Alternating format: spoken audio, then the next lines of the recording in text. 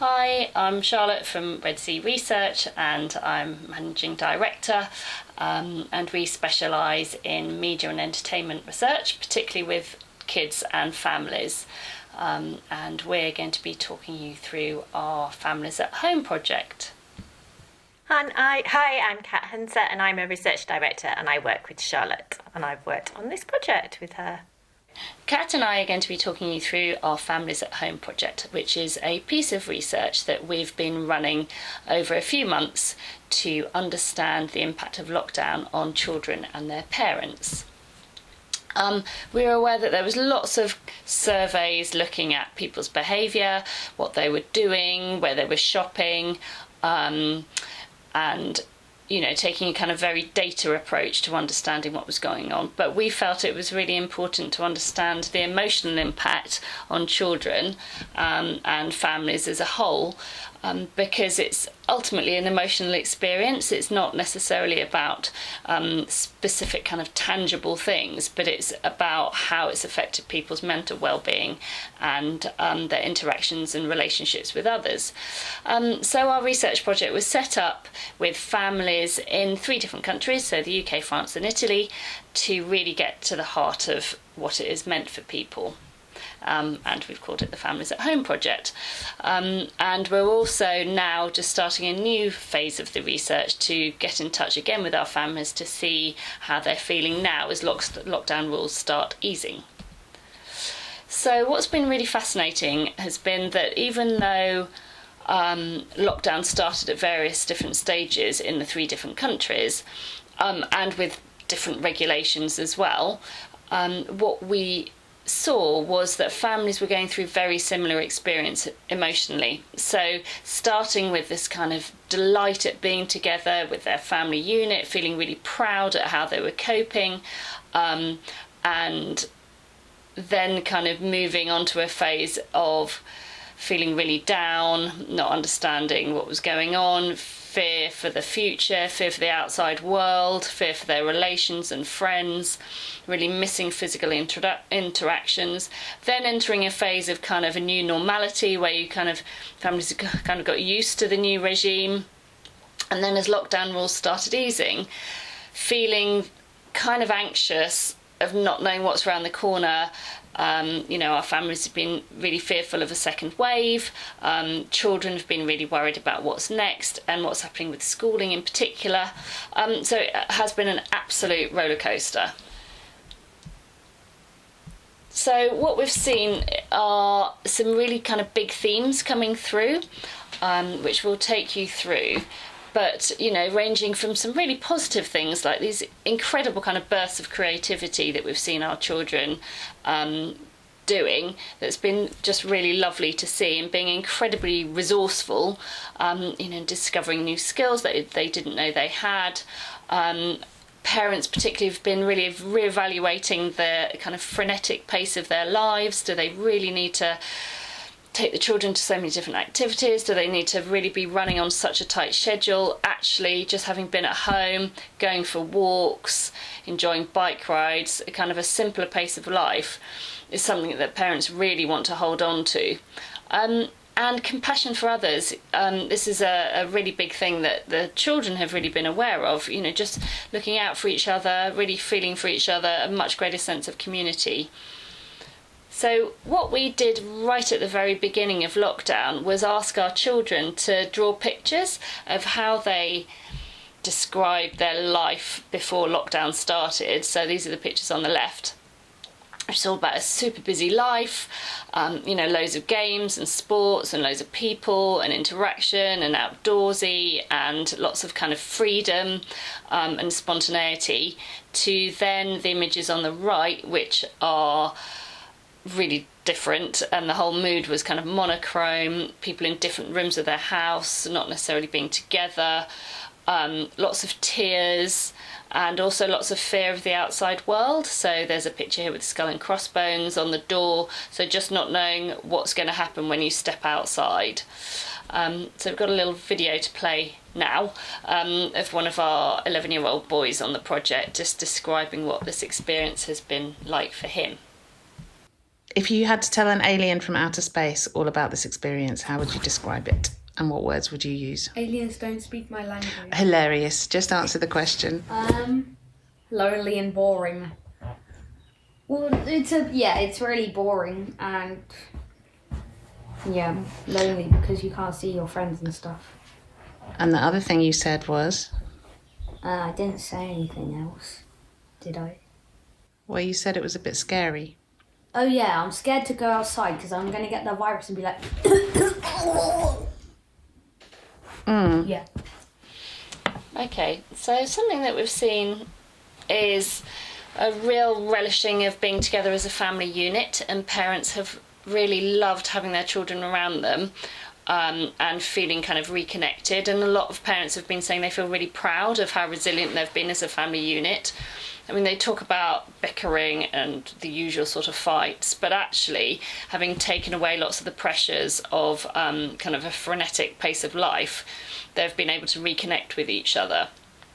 However, children have really missed physical contact with friends, and it's been really difficult for them because a lot of their kind of interactions are physical play, particularly for the younger kids, and they've really struggled to know how to do friends and do friendship, and parents worrying about if there's any kind of longer term effects of that. So children have really talked about feeling lonely and sad and bored, a bit scared, kind of anxious of what the world is like outside, and then really frustrated that they can't do their normal things. So, for example, children who were really, sporty and super active, they've been finding it really frustrating that they can't kind of train or be with their team, and that kind of sense of team togetherness that you get from school and sport has really been missed. And also it's kind of instigated quite a lot of serious conversations. So 4-year-olds asking about death and what it means. And some of those conversations wouldn't necessarily have happened had it not been for COVID. But equally, lots of discovery of some really lovely playtimes together, and siblings actually playing together a lot better because they've been forced to kind of interact with each other, whereas they might have led quite separate lives before. So what we've also found is that parents have found it really difficult to bear the load of everything, so the family kind of mood and also all the responsibilities. So we've had mums in particular talking about, just the constant juggle of nagging their kids to get up so they could do their homeschooling lessons, trying to keep on top of that and describing themselves not as teachers, so not really being equipped to give their children the right advice. Looking after all the meal times, wondering, what to cook for the next meal, trying to get online shopping slots. That's been really challenging, though, it's obviously eased off, but just that kind of mental responsibility of everything happening at home, plus houses getting much, dirtier, needing more cleaning all the time because everybody's around. So, parents have found it really challenging. And lots of the mums have been describing their kind of sense of exhaustion and frustration with it, particularly juggling their own work and trying to squeeze that in and around everything else that's going on, and missing that kind of outlet of friends and just being able to have a bit of a moan and an offload. So that's been a real challenge for the parents on the project. So what we've also found though is that with all this kind of boredom and frustration, actually some great things have happened too. So there's been some amazing sparks of creativity, and kind of returning to traditional play patterns and kind of fishing things out of the basement and looking through boxes and finding old games. So there's been real kind of resourcefulness and creative expression. And lots of the children have learnt to do new things. So we've had loads of kids who've learnt to ride their bikes without stabilisers, whereas had COVID not happened, maybe their parents wouldn't have had the time to spend with them to do that. Lots of kind of building camps in the garden when the weather was amazing, making models out of recycling and junk, lots of board games and jigsaws, and parents were, lots of parents were talking about spending money buying new craft kind of equipment and outdoor playthings as lockdown kind of kicked in and seemed to be in for the longer term, rather than spending money on doing other stuff, and also spending money on little treats and pick-me-ups as well, just to keep everybody's mood high. So I'll hand over to Kat now, who's going to talk you through some of the examples of this. So thanks, Charlotte. So here are some of the really lovely creative examples that some of our children from the family showed us and shared with us. So you can see there's some really nice examples of junk modelling here. So for example, the milk bottles that they turned into fairy houses, which was really nice to see, and then using the toilet rolls to make things like mermaids and butterflies, and creating cars out of cardboard. So there's lots and lots of lovely examples. Also, in the middle, you'll see there's a picture of some potions, and so there's lots of children making potions and perfumes. Another really nice example was the the path challenges that some of the children were creating with chalk. And this has a double bonus that they could do it themselves and do it against their siblings, but also when people walked down the road, they were able to look out of the window and see the children taking part in their challenges that they'd created, which was really lovely for them to see. And then in the bottom right-hand corner, there's one of the board games that one of our family created themselves, which was really great to see. And so there was also lots of home science experiments, and I'm just going to let Nancy show you her favourite experiment.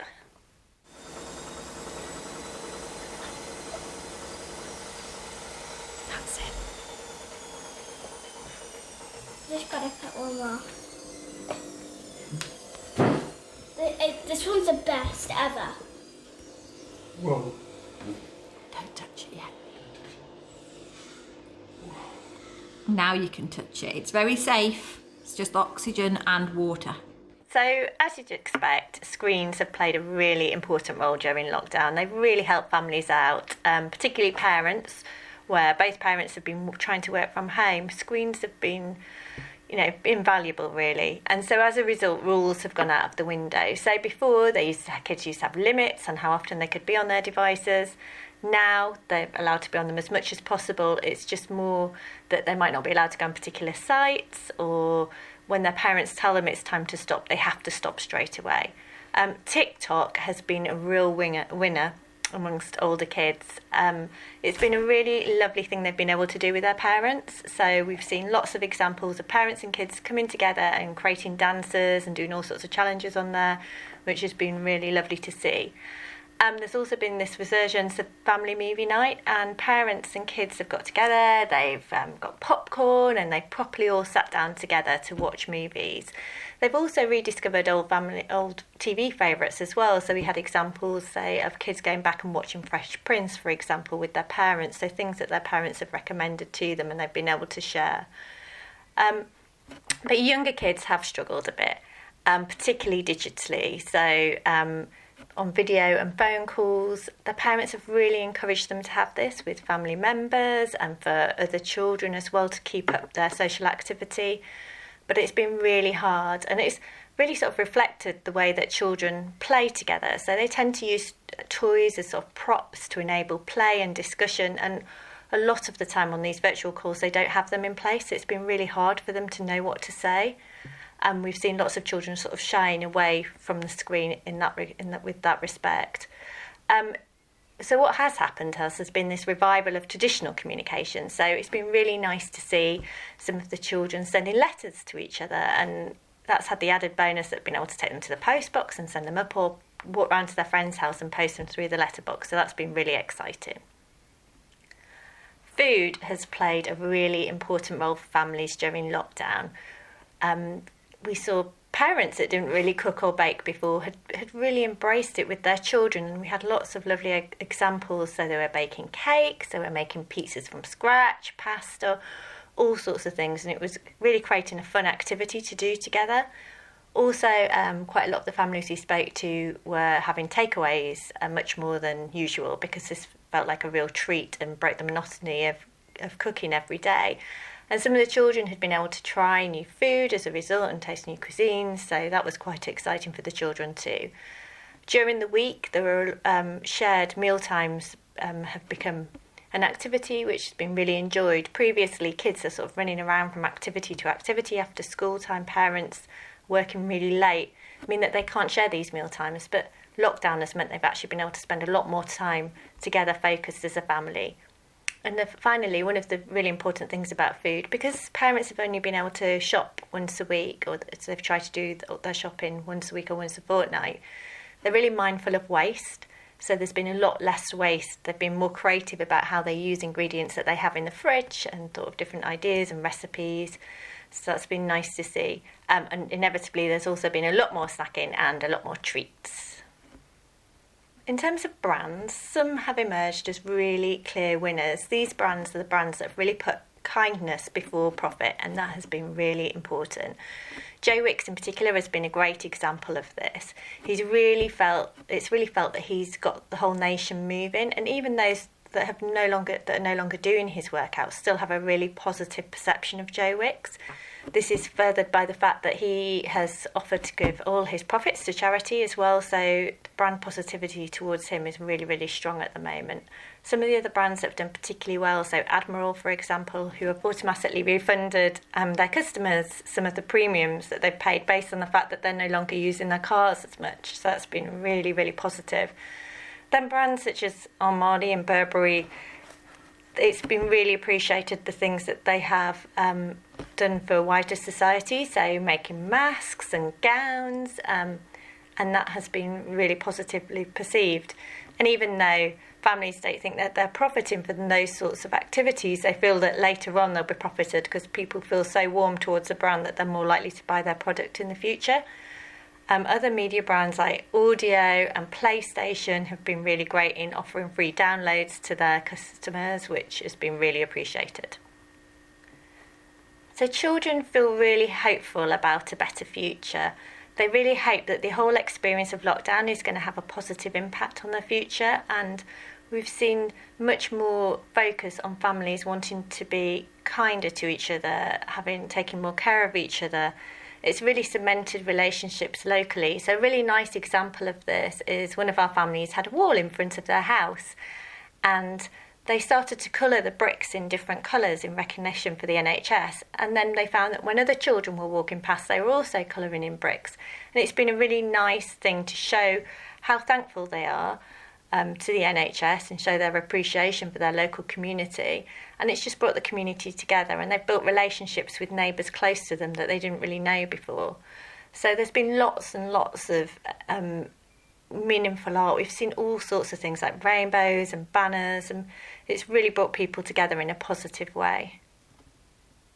So across the period, we've seen some differences between the younger and older children. So for younger children, some of them have become far less independent as lockdown has progressed. So before, they could just get themselves dressed, they were sleeping in their own beds overnight, these sorts of behaviours have regressed, so they're now needing more help. They're generally just requiring more attention from their parents. And I think it's a lot to do with the fact that they're really missing this social, physical interaction with people. And as we've said, they're finding it really hard on video and phone calls to stay in touch with friends, so they're really missing that physical contact. Older children, as Charlotte said earlier, homeschooling is definitely a real issue for them, and there's such a pressure in terms of making sure that they keep up, making sure they upload work that they've completed and on time, and they're really feeling the pressure from this. They've also found it's been very interesting to see that some of the friendships that they had before, sort of when they saw friends face to face, they haven't really continued so much during lockdown, but some of them have made new friends digitally. So for example, if they're playing on their PlayStations and Xbox, then they do that online. They're playing with people in their class that they didn't necessarily speak to before, so that's been a positive. They found some new friendships. And then also they've had this greater family time, so sort of activities like TikTok that have really brought the family together and brought these moments of light relief. So overall, some sort of key steps thinking about the future. So there's definitely a sense of that the family unit is spending more time together and they're finding activities to do across generations and different ages.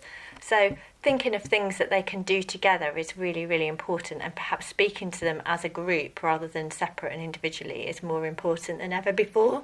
In terms of the community, people are really focused on society and their local society, and any brands that really communicate that they also support society have been seen really positively. Any brands that sort of are really genuine in promoting kindness and thinking about the greater good are what are really standing out to them in a positive way. Humour is really important at the moment. People just want a bit of fun and light relief. They've had so much heavy hitting news, and I think if brands talk to them in a fun and engaging way, that's much more likely to have an impact versus sort of more po-faced and serious, which they're really looking for ways to escape from that. Simplicity is really, really nice at the moment. People feel that the pace of life has slowed down dramatically during lockdown, and they've discovered the simpler things in life that they want to enjoy together. So that's really key. And then digital. So they're really into sort of digital technology that can inspire more physical play. So TikTok has been a great example of a brand that has done that very, very well.